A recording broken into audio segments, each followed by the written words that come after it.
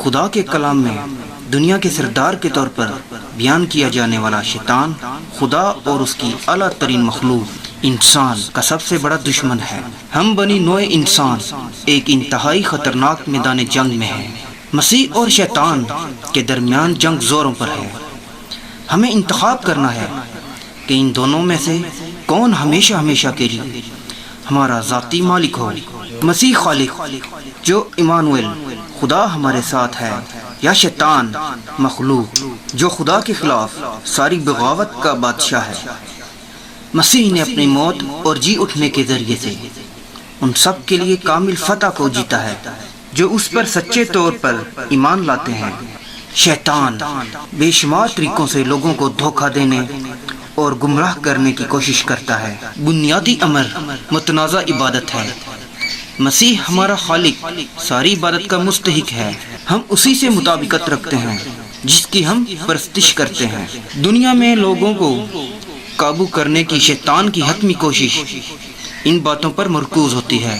Number 1, खुदा की ज़ात से खुद मुख्तारी। नंबर 2, बदरूहों की ताबेदारी। नंबर 3, गुनाह आलूद इंसान की परस्तिश। नंबर 4, शैतानी मूर्तों की परस्तिश। नंबर 5, और खरीदो फरोख्त करने के लिए दरकार जिस्म पर शैतान की छाप। इन सब चीज़ों से होशियार रहिए। यह पास्टर डेवर्स शहर हो या गांव, ये हर एक मुसीबत ज़दा की मदद के लिए पहुंच जाते हैं। इन्हें खास तौर पर खुदावंद अपने जलाल के लिए इस्तेमाल कर रहा है। बहुत से बदरू गिरफ्ता लोग आज देखते हैं कि ये बुढ़ापे में अपनी खिदमत कैसे सरंजाम दें।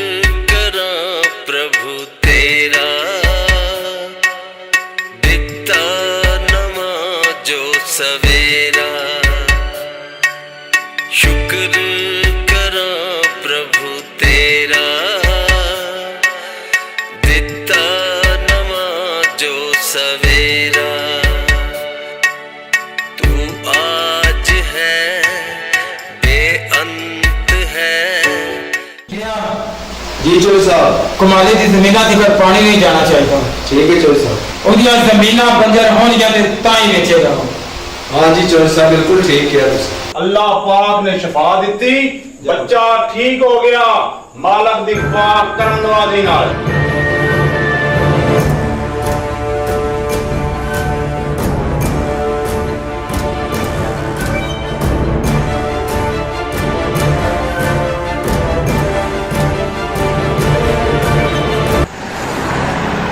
सलाम जी।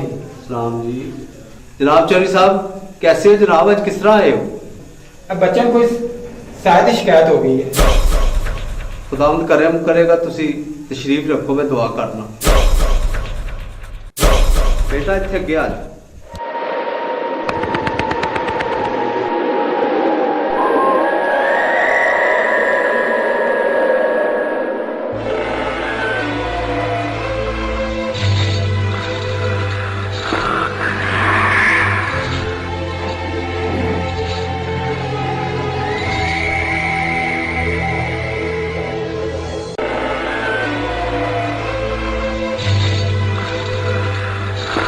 कैसे निकाली जाए। इन्हें छिड़के, यीशु के नाम से इन्हें हुक्म दे, क्योंकि उसने उससे कहा था ऐ नापाक रूह इस आदमी से निकला।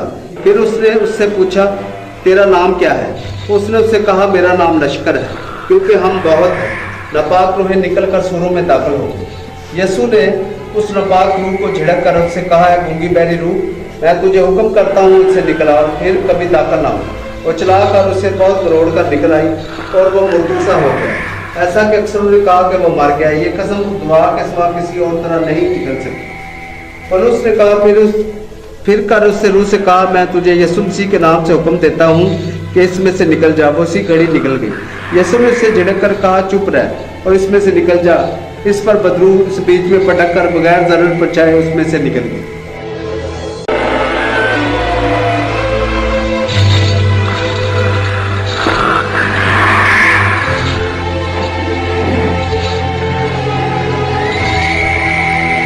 जावल साहब,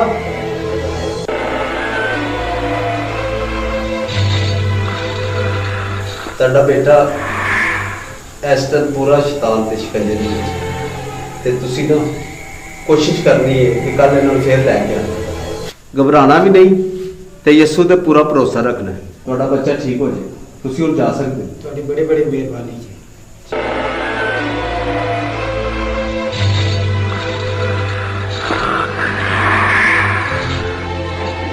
लख हजार बहार हुसन दी और खाक सिमानी ला परी तजई मोहम्मद जग ते रवे कहानी। मैं थोड़ा अपना मोमन शाह रीत पंजाब की सरगोदा तू और असी कोशिश करते हैं कि अपनी धरती अपनी वसों की जी सुंदर जी शक्ल है, साड़ा खूबसूरत जो चिड़ा वसों का उसके उत्ते जो बदनुमा दाग हैं, बहुत सारे ऐसे किरदार हैं जिन्हों की वजह तो साड़ी धरती से एक कोच जी है वो लोगों तक पपड़ता है और सिर साडा नीवा हो जाता है। साडा काम होता है कि असी कोशिश करते हैं कि ऐसे किरदार ढूंढिए जिवें कि अज एक साडे कोल जी कसाई लोग जिहड़ा कि जिस दे बकौल कि बहुत बड़ा अमल है, सिल्फी इल्मां दा मालक है बहुत सारी। और चंद दिन पहले इत्थे एक बच्चे नूं जिन पे उसके जिन भी कड्ढण वास्ते कोशिश करते हैं जी सज्जनों मित्रों तुहाडे नाल। और अगर कोई कॉल भी किसी करनी हो तो कॉल भी करेगा, लेकिन पहले इस साईं लोग ना कुछ गल्लां करिए। साईं जी अस्सलाम वालेकुम। जी वालेकुम सलाम। अच्छा बाबे इजाजत होवे तो दो चार गल्लां कर लो मैं तुहाडे नाल। हुक्म करो हुक्म करो। नहीं जी हुक्म तो मेरे सोहणे रब दा है। तुसी जेड़ा ए काम करदे हो, ए जेड़ा दम छू करदे हो, ਇਹ ਤੁਸੀਂ ਕਿੱਥੋਂ ਸਿੱਖਿਆ? ਕਿੰਨਾ ਅਰਸਾ ਹੋ ਗਿਆ ਤੁਹਾਨੂੰ ਕਰਦੇ ਆ? ਇਹ ਸਖੀਆਂ ਦੀ ਅਦਾ ਏ, ਸਾਈਆਂ ਦਾ ਕਰਾਮ ਏ ਜਨਾਬ। ਇਹ ਅਸੀਂ ਬਹੁਤ ਮਿਹਨਤਾਂ ਤੋਂ ਬਾਅਦ ਬਜ਼ੁਰਗਾਂ ਕੋਲੋਂ ਇਲਮ ਹਾਸਲ ਕੀਤਾ ਜਨਾਬ। ਅਸੀਂ ਜੰਗਲ ਪਹਾੜ ਬੇਲੇ ਪਾਣੀ ਅੱਗ ਜਨਾਬ ਬੜੀਆਂ ਮਿਹਨਤਾਂ ਕੀਤੀਆਂ ਨੇ ਤਾਂ ਸਾਈਆਂ ਦੀ ਅਤਾ ਹੋਈ ਏ। ਅੱਛਾ ਮਤਲਬ ਚਿਲੇ ਬੜੇ ਕੱਟੇ ਨੇ ਜੀ, ਬੜੇ ਚਿਲੇ ਕੱਟੇ ਨੇ ਜਨਾਬ। ਅੱਛਾ ਬੜੇ ਚਿਲੇ ਕੱਟੇ ਨੇ। ਅੱਛਾ ਇਹ ਤੁਹਾਡਾ ਰੋਜ਼ੀ ਵਸੀਲਾ ਜਾਂ ਕੋਈ ਹੋਰ ਕੰਮਕਾਰ ਵੀ ਕਰਦੇ ਹੋ? ਬਸ ਕਦੀ ਮੰਗਿਆ ਨਹੀਂ, ਪੇਟ ਲੱਗਾ ਏ, ਸਾਈਂ ਆਪੇ ਹੀ ਅਤਾ ਕਰ ਦਿੰਦੇ ਨੇ। ਅੱਛਾ ਭਾਈ ਵਾਹ ਵਾਹ। ਅੱਛਾ ਗੱਲ ਹੈ ਵੇ ਸਾਈਂ ਜੀ ਨਾਰਾਜ਼ ਨਾ ਹੋ ਤੇ ਪੜ੍ਹੇ ਕਿਤਨਾ ਕੋ? ਬਸ ਹੁਣ ਤੂੰ ਸਾਈਆਂ ਕੋਲ ਇਲਮ ਪੁੱਛਣਾ, ਤੈਨੂੰ ਸਾੜ ਕੇ ਸਵਾਹ ਕਰ ਦਿਆਂਗੇ ਬੱਚਾ। ਹਾਜ਼ਰੀਨ ਔਰ ਸਮੇਂ ਤੁਸੀਂ ਵੇਖ ਰਹੇ ਹੋ ਕਿ ਇਸ ਅਮਲ ਦਾ ਲਹਿਜਾ ਵੇਖ ਰਹੇ ਹੋ ਤੁਸੀਂ ਕਿ ਮੇਰੇ ਮਾਲਕ ਦੀ ਜ਼ਾਤ ਨੂੰ ਪਤਾ ਨਹੀਂ ਹੈ ਸਾਡੀ ਧਰਤੀ ਨੂੰ ਇਹੋ ਜਿਹੀਆਂ ਜੋਕਾਂ ਕਿਉਂ ਲਾ ਦਿੱਤੀਆਂ ਨੇ। ਮੈਂ ਸਿਰਫ ਛੋਟਾ ਜਿਹਾ ਸਵਾਲ ਕੀਤਾ ਸੀ ਕਿ ਤੇਰਾ ਤਾਲੀਮੀ ਜਿਹੜਾ ਪਿਛੋਕੜ ਹੈ ਕਿਤਨਾ ਤੇ ਵੇਖ ਫੇਰ ਸਾਈਆਂ ਦੇ ਇਲਮ ਦੀ ਗੱਲ ਕਰਨਾ, ਸਾਈਆਂ ਦੀ ਅਤਾ ਏ, ਮੁਰਸ਼ਦ ਦਾ ਕਰਮ ਏ। ਅੱਛਾ ਚਲੋ ਜੀ ਮੁਰਸ਼ਦ ਦਾ ਤੇ ਕਰਮ ਹੋ ਗਿਆ। ਇਹ ਜੋ ਕੋਈ ਤੁਸੀਂ ਦਮ ਛੂ ਕਰਦੇ ਹੋ ਇਸ ਦੇ ਬਦਲੇ ਕੋਈ ਤੁਹਾਨੂੰ ਮਾਲ ਪਾਣੀ ਵੀ ਮਿਲਦਾ ਹੈ? ਕਦੀ ਨਹੀਂ ਮੰਗਿਆ, ਪੇਟ ਲੱਗਾ ਏ ਬੱਚਾ। ਅੱਲਾਹ ਪਾਕ ਆਪੇ ਹੀ ਦਿੰਦੇ ਨੇ, ਦੁਨੀਆ ਦੇ ਜਾਂਦੀ ਏ। ਅਗਲੀ ਗੱਲ ਹੈ ਜੇ ਅਗਰ ਖੁਦਾ ਨਾ ਖਾਸਤਾ ਮੈਂ ਆਖਾਂ ਕਿ ਮੈਨੂੰ ਚਿੰਨ ਪੈ ਗਏ ਨੇ ਤੇ ਮੇਰੇ ਚਿੰਨ ਕੱਢੋਗੇ? ਬੱਚਾ ਫੇਰ ਗਲਤ ਗੱਲਾਂ ਕਰਨਾ ਤੂੰ। ਬਾਬੇ ਉਹ ਗਲਤ ਗੱਲਾਂ ਨਹੀਂ। ਜੇ ਅਗਰ ਖੁਦਾ ਨਾ ਖਾਸਤਾ ਸਮਝੋ ਕਿ ਮੈਨੂੰ ਜਿੰਨ ਪਏ ਨੇ ਤੇ ਤੁਸੀਂ ਕੀ ਕਰੋਗੇ? ਅਸੀਂ ਸਾੜ ਕੇ ਸਵਾਹ ਕਰ ਦਿਆਂਗੇ। ਅੱਛਾ ਤੁਹਾਡੇ ਕੋਲ ਇਲਮ ਹੈ ਵੇ, ਤੁਸੀਂ ਇਹ ਨਹੀਂ ਕਰੋ ਇਹ ਮੇਰਾ ਜਿਹੜਾ ਮਾਊਸ ਹੈ ਨਾ ਕੰਪਿਊਟਰ ਦਾ, ਕੰਪਿਊਟਰ ਬੰਦ ਕਰਾ ਦਿਓ, ਰੇਡੀਓ ਸੈੱਟ ਬੰਦ ਕਰ। ਫੇਰ ਗਲਤ ਗੱਲਾਂ ਕਰਦਾ ਬੱਚਾ ਤੂੰ ਸਾਡੇ ਨਾਲ ਹੈ। ਉਹ ਬਾਬੇ ਉਹ ਇੱਕ ਬਾਬਾ ਗੱਲ ਸੁਣੋ ਫੇਰ ਗਲਤ ਗੱਲਾਂ ਕਰਦਾ ਤੂੰ। ਮੈਨੂੰ ਪਤਾ ਹੀ ਨਹੀਂ, ਬਾਬਿਆਂ ਨੂੰ ਤੰਗ ਨਹੀਂ ਕਰੀਦਾ। ਵੇਖ ਵੀ ਰਹੇ ਹੋ ਬਾਬਿਆਂ ਨੂੰ ਤੰਗ ਨਹੀਂ ਕਰੀਦਾ ਬੱਚਾ। ਤੁਸੀਂ ਸੁਣ ਵੀ ਰਹੇ ਹੋ ਔਰ ਵੇਖ ਵੀ ਰਹੇ ਹੋ ਕਿ ਜਿਹੜੇ ਲੋਕ ਇਹਨਾਂ ਦਾ ਇੱਕ ਸਪੈਸ਼ਲੀ ਤੌਰ ਤੇ ਇਹ ਇਫੈਕਟ ਹੁੰਦਾ ਔਰ ਸਾਡਾ ਕੰਮ ਸੀ ਇਹ ਕੋਝ ਤੁਹਾਡੇ ਤੱਕ ਪੜਾਣਾ। ਹੁਣ ਤੁਸੀਂ ਇਸ ਨੂੰ ਕਿਸ ਜ਼ਾਵੀਏ ਨਾਲ ਵੇਖਦੇ ਹੋ ਇਹ ਤੁਹਾਡੇ ਆਪਣੇ ਤੇ ਹੈ। ਮੇਰੇ ਨਾਲ ਰਾਬਤਾ ਕਰ ਸਕਦੇ ਹੋ ਰੀਤ ਪੰਜਾਬ ਦੀ ਸਰਗੋਦਾ ਤੇ ਮੈਂ ਤੁਹਾਡਾ ਆਪਣਾ ਮੋਮਨ ਸ਼ਾਹ। ਇਨਸ਼ਾਅੱਲਾ ਨੈਕਸਟ ਜਦੋਂ ਐਪੀਸੋਡ ਆਏਗਾ ਕਿਸੇ ਨਵੇਂ ਕਿਰਦਾਰ ਦੇ ਨਾਲ ਹਾਜ਼ਰ ਹੋਵਾਂਗਾ। ਉਸ ਵਕਤ ਤੱਕ ਮੈਨੂੰ ਦਿਓ ਇਜਾਜ਼ਤਾਂ। ਮੇਰਾ ਤੁਹਾਡਾ ਸਾਰਿਆਂ ਦਾ ਰੱਬ शुक्र करो प्रभु तेरा, दिता नवा जो सवेरा। शुक्र करो प्रभु तेरा, दिता नवा जो सवेरा। तू आज है बेअंत है, हर थां तेरा बसेरा। शुक्र करो प्रभु तेरा।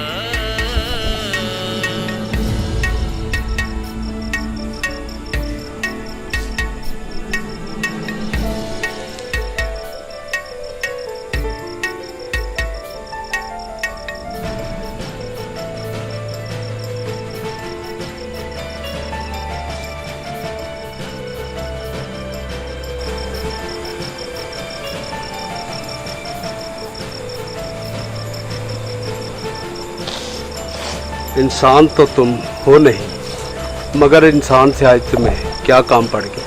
मास्टर साहब, आप जिस बच्चे का रूहानी इलाज कर रहे हैं वो बंद कर दें। धमकी दे रहे हो? जी नहीं। तो फिर क्यों इलाज बंद कर दूं? उस बच्चे को मेरी जरूरत है।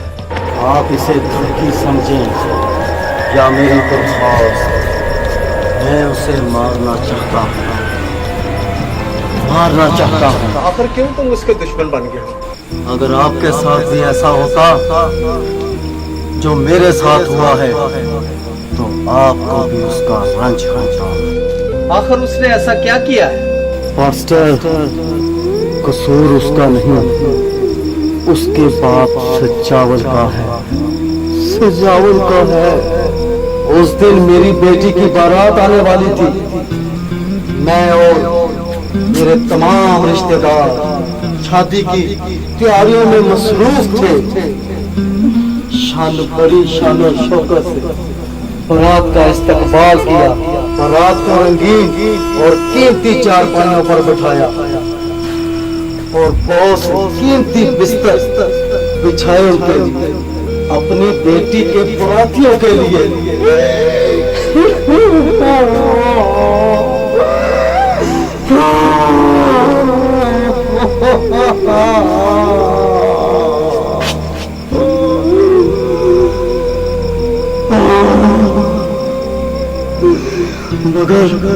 मगर उस चौधरी सजावल ने हमारी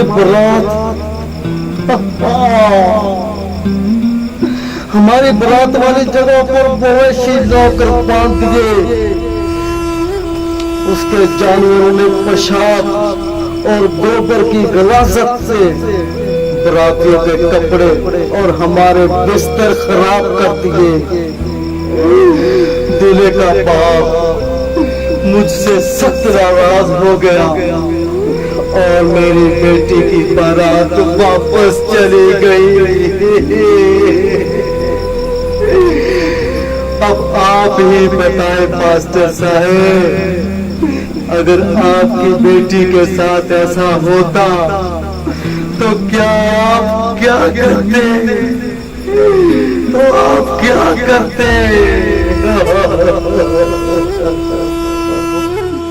मैं तुम्हारे गम में बराबर का शरीक हूं। अगर वो देख सकते तो यकीनन ऐसा न करते। मास्टर, तुम इंसान हो और इंसानों की हिमायत करोगे। नहीं, ऐसा नहीं है। मैं तो जानवरों से भी इंसानों की तरह ही प्यार करता हूं। देखो, उसे माफ कर दो दोस्त। नहीं, ऐसा नहीं हो सकता। मैं नहीं माफ कर सकता। मैं उसे सजा दूंगा, माफी नहीं। मुझे यकीन है मास्टर, तुम उनकी हिमायत जरूर करोगे। आज से मेरे और तुम्हारे बीच जंग होगी, जंग। ठीक है, जाओ फिर। मुझे तुम्हारा चैलेंज मंजूर है। तुम्हारे साथ जितनी भी शैतानी ताकतें हैं उन्हें भी अपने साथ बुला लो। मुझे अपने खुदा यसू मसीह पर मुकम्मल भरोसा है, वो मेरी मदद करेगा।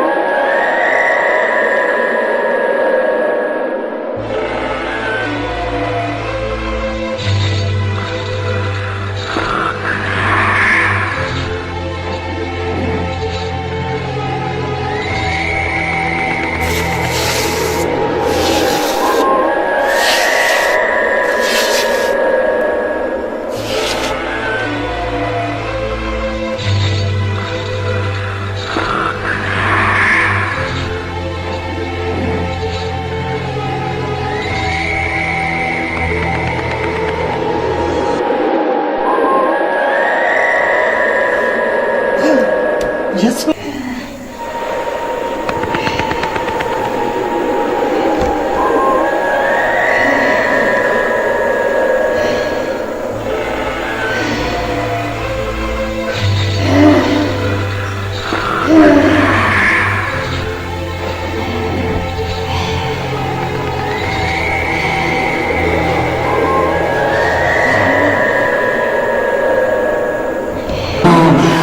मुझे जाने दो, मुझे जाने दो, मुझे जाने दो, जाने दो।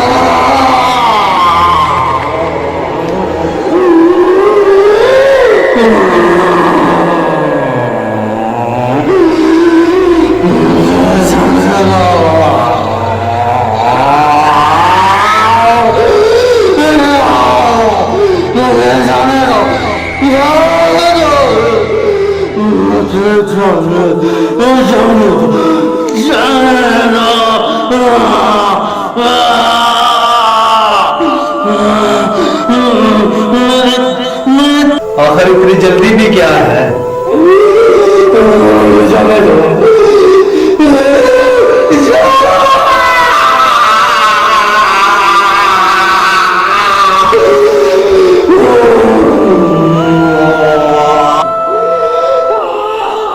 मुझे आग से निकालो, निकालो मुझे, मुझे आग से निकालो, निकालो मुझे, आग से निकालो। जितनी तुमने इस बच्चे को तकलीफ दी है उतनी तुम्हें भी बर्दाश्त करनी पड़ेगी। कब से यहाँ हो? मेरी अच्छी बनाता है। क्यों इस बच्चे पर जुल्म करते हो? हम इस पर जुल्म नहीं करते, हम तो बुरे आराम से रह रहे हैं। फिर तो तुम्हारा जलना वाजिब है।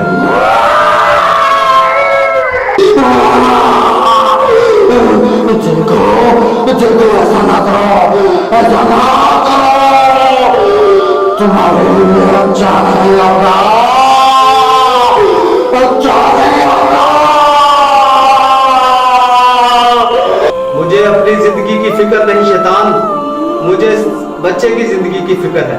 इसे छोड़कर चले जाओ। कोई निशानी ना दोगे, सबूत के तौर पर। नहीं, मुझे किसी निशानी की जरूरत नहीं। जब तुम निकल जाओगे तो मुझे खुद ही इल्म हो जाएगा।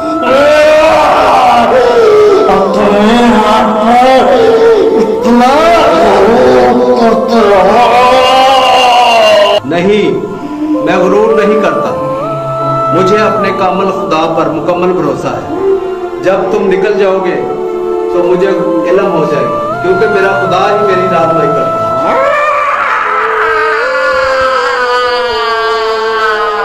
इस बेटे की वजह से जितनी भी परेशानी उठानी पड़ी है, इसमें तुम्हारे जुल्मों का बहुत बड़ा हाथ है। देखो, आज के बाद इस चर्च में अहद करो कि तुम किसी पर जुल्म नहीं करोगे, हमेशा गरीबों का साथ दो, उनसे भलाई करो। पादरी साहब, आज तो बात किसी ना जुल्म नहीं कहा। ठीक है, बहुत सेहत पर ध्यान दो। ठीक है बेटा, जाओ।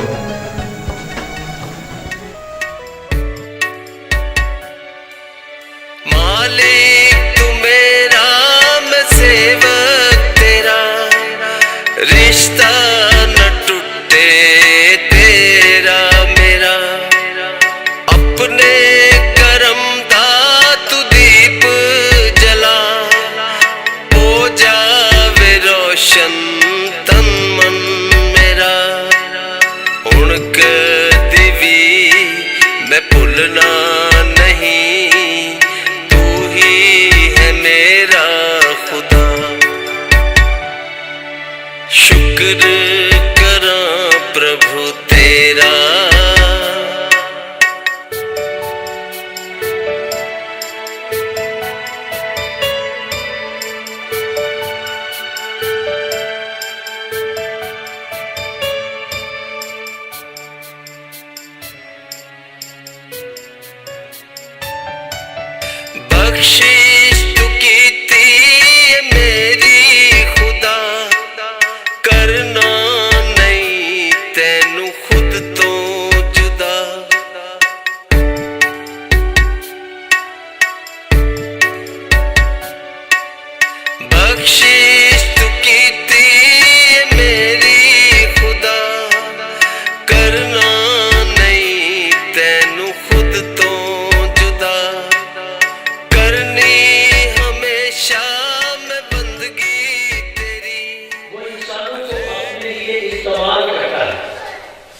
लेकिन इंसान को इस कदर खामोश तबीयत के हैं।